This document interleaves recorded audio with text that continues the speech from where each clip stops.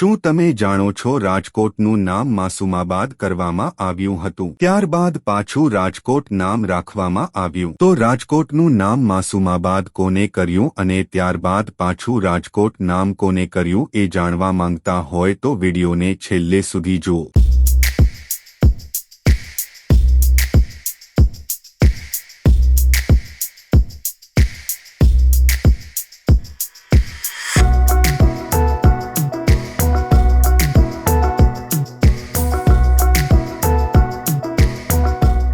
ઠાકોરજી વિભજી જાડેજા સાહેબ દ્વારા આજી નદીના કાંઠે 1610માં વર્ષમાં રાજકોટ શહેરની સ્થાપના કરવામાં આવી હતી અને તેમણે લગભગ 282 ચોરસ માઇલ વિસ્તારમાં અને 64 ગામોમાં શાસન કર્યું હતું. ત્યારબાદ 1720માં સોરઠ રેજિમેન્ટના નાયબ સુબેહદાર માસૂમ ખાને રાજકોટના શાસન રાજવીને હરાવીને રાજકોટનું નામ બદલીને માસુમાબાદ કર્યું હતું. ત્યારબાદ 12 વર્ષ પછી એટલે કે 1732માં મહેરામણજી સાહેબના પુત્ર રણમલજીએ પોતાના સૈનિક એકઠું કરીને માસુમખાન ઉપર ચડાઈ કરીને તેને ઠાર માર્યો અને ફરીવાર પોતાના પિતાની ગાદી પાછી મેળવી હતી, જેથી ફરીથી તે સમયે ઠાકોર સાહેબ શ્રી રણમલજી જાડેજાએ આ શહેરનું નામ બદલીને મૂળ નામ રાજકોટ રાખ્યું.